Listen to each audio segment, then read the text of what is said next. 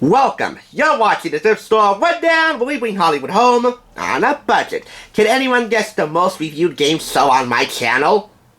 If you said Jeopardy, well, you should have answered in the form of a question. What is Jeopardy? But you are right either way. With 8 reviews and 8 videos, it is indeed the most reviewed game show on my channel.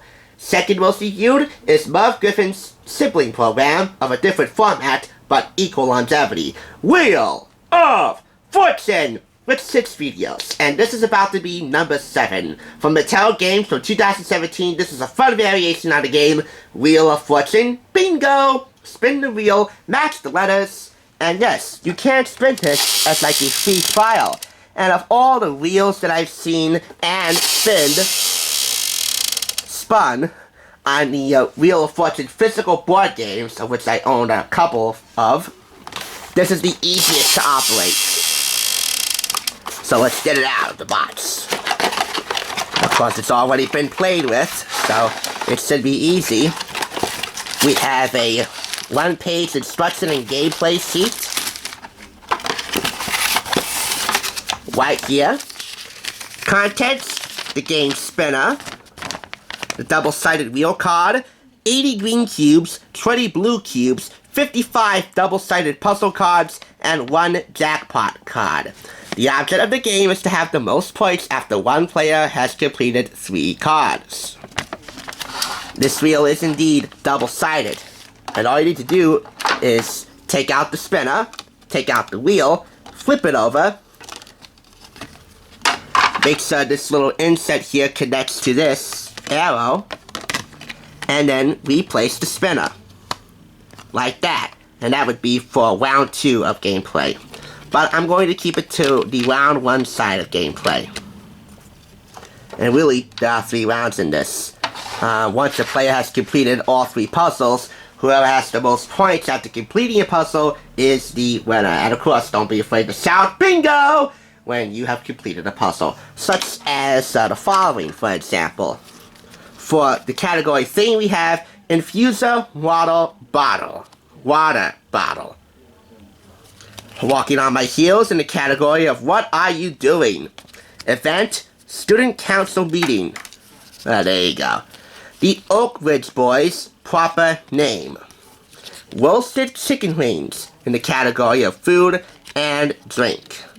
And jackpot card! We'll keep that on the side right here. Let me pick up the card that fell onto the ground. Anyway, the jackpot card comes in handy because these 20 blue cubes are your jackpot cubes. These 80 cubes, or should I say less than 80 cubes, because there is a hole in here in the bag, so I assume some cubes must have escaped. So, hey, I'll take inventory later. But that's mostly all of the cubes.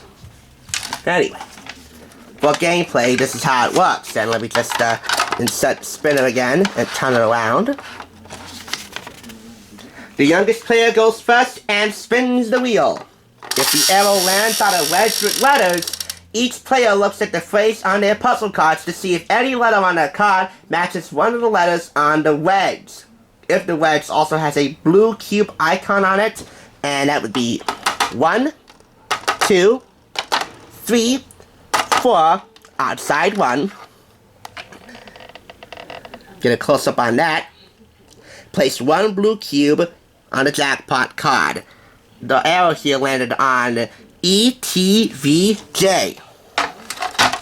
So let's just take out a puzzle at random. First day of school, which I had a while back. So, ETVJ. None of them are here. Anyway, if you complete a puzzle, you get the certain amount of points as indicated on the bottom right corner of your puzzle card. If there is punctuation necessary to solve the puzzle, those spaces are free. No cube is necessary. The cubes are only for the letters. If there's a matching letter that corresponds to the space that your arrow has landed on when you spun the wheel, you may take a green cube from the pile. Again, these are your green cubes for your letters, and place it on the corresponding letter on your card. If that letter appears more than once on the card, you may put a cube on it every time it appears. You may only match one letter per wedge. If 2 or more letters match your card, you may only choose one. Well, that's not fair. Only one letter per wedge? At least you get to put a cube for every time that the letter appears that you chose to use. The next player to the left then takes their turn and spins the wheel. Play continues until one player covers all the letters on their puzzle card with green cubes. Again, shout bingo when it's all over. Or better yet, bingo Vanna or bingo Pat. That's depending on who's hosting the game night. That player keeps the card and earns the points indicated on the lower right-hand circle. The player then returns their green cubes to the pile and takes a new puzzle card. All other players continue to play the same card that they have chosen. These are the special wedges. Free play. The spinner may place a green cube on any letter of their choice on their puzzle card. All other players may also put a green cube on the same chosen letter, but only if it shows up more than once on their cards. They may then put a green cube on all instances of that letter on their cards. The jackpot space, only the spinner collects all the blue cubes from the jackpot card. Again, once all the cubes have been removed, please reset the jackpot card with 3 new blue cubes. Once all the cubes have been removed, please reset the jackpot card with 3 new blue cubes. If there are no more blue cubes available to add to the jackpot card, each player should write down their blue cube totals. Then they should place all the blue cubes back to the center area to be added to the jackpot card. This is the jackpot space. And this is the free play space. And then there is the dreaded bankrupt space. Only the spinner who lands on this must remove all green cubes from the line on their card that has the most cubes in it.